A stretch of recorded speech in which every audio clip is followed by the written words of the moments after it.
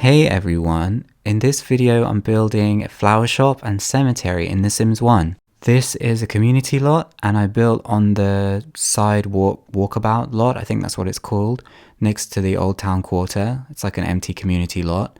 But to kind of plan things out and start building what I wanted to build for this, I had to actually make this lot residential first. Obviously, to build a graveyard or a cemetery, you need to have lots of graves. And in order to have graves, you need to have Sims who aren't alive anymore. So I did make quite a number of Sims and move them into this lot as a residential lot. And I sadly had to burn them all in order to have the graves that I needed. I wasn't sure exactly how many I wanted to have because at first I was thinking I might just build a graveyard on its own and just have the whole lot filled with graves. And then I had this kind of cool idea that it would be nice to have a flower shop on the same lot as the cemetery, so anybody who's visiting who wants to maybe pay tribute to the Sims who are resting there can buy some flowers and take them and put them on the grave to kind of pay their respects to the dead. Obviously that's not an actual gameplay interaction, so it's kind of a bit of play pretend, but you could always just go to the flower shop and buy some flowers just as an extra activity when you come to this community lot. So I started thinking I probably don't need tons and tons and tons of graves because I'm not going to fill up every single tile on the lot just with graves. So I ended up with, I believe, 37 Sims resting on this lot, which is quite a lot. After they had passed away, each of the families that I moved in, I kind of grouped them into little sections across the lot so that they would be like with their family members. Then as I actually start moving the graves around when I'm building the cemetery, I think some of them maybe get split up a bit, which is a little bit unfortunate. I know in some cemeteries, a family will maybe buy a particular section of the ground and everybody in that family is going to end up being buried in the same section.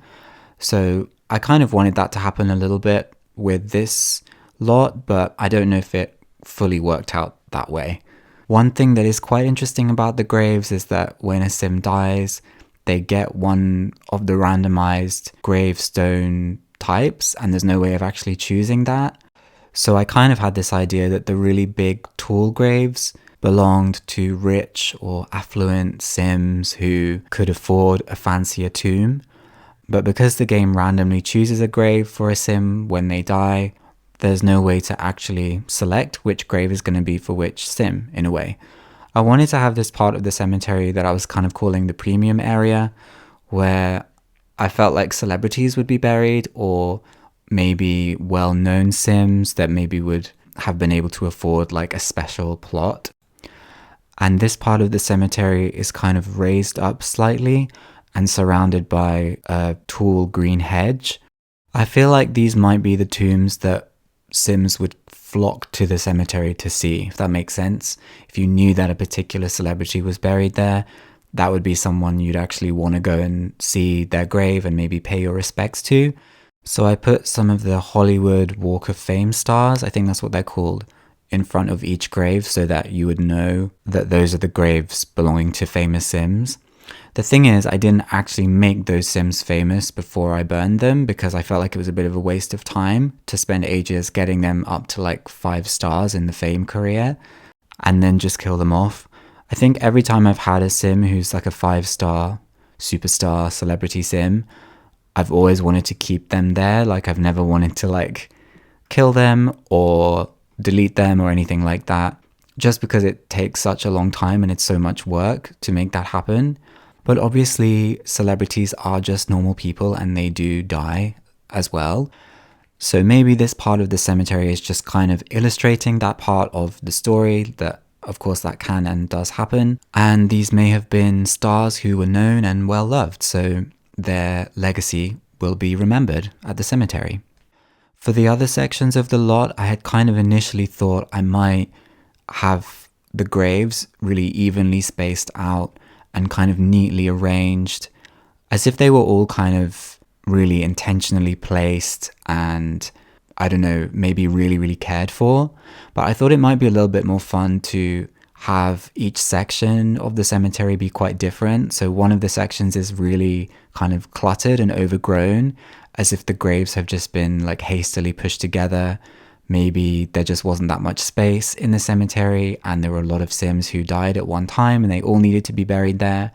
And it's kind of overgrown with lots of shrubs and bushes. So maybe the public gardener who comes around and looks after the town's parks hasn't prioritized that section, or maybe there have been some cuts at the council and you have to come and look after your own relatives' graves, if that makes sense. Like nobody from the council is going to come and do that for you.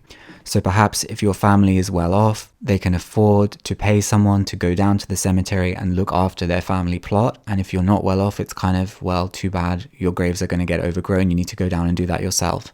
So maybe it's a little bit harsh because it's kind of like the differences of wealth and like poverty are still very evident. Even beyond the grave, even beyond life, it's like still obvious who was rich and who was poor. So in a way, that's a bit disappointing. But then I also feel like that's an issue for the living, not the dead. So the dead are like safely at peace and they don't need to worry about anything. It's more the living who still have to deal with the harsh realities of a capitalist world, I guess.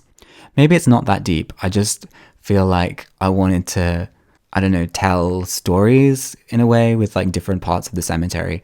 Like there's another area that's just like surrounded with tulips and daffodils, and there's a couple of statues, and one of the graves has like a teddy bear in front of it, as if a family member has come down to maybe mourn the loss of their loved one and left a teddy bear at the grave. And I don't know, maybe this isn't a lot that you'd really want to visit that much because it's like there's not tons and tons to actually do here. And in a way, that's also kind of the point. If you go to a cemetery, it's like a place to be quiet and peaceful and maybe reflect and think about life. And it's not a place to go out and do a ton of different activities. So, for example, there's no place to eat here. There's no real fun activities or any kind of group activities. There's just the flower shop, obviously, where you can buy roses.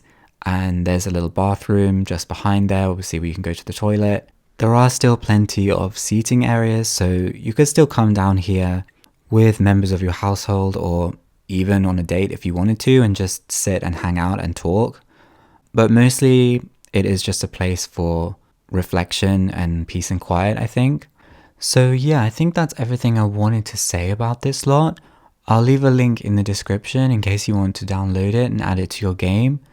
Do leave a like and subscribe to the channel if you enjoyed this video, and I'll see you in the next one.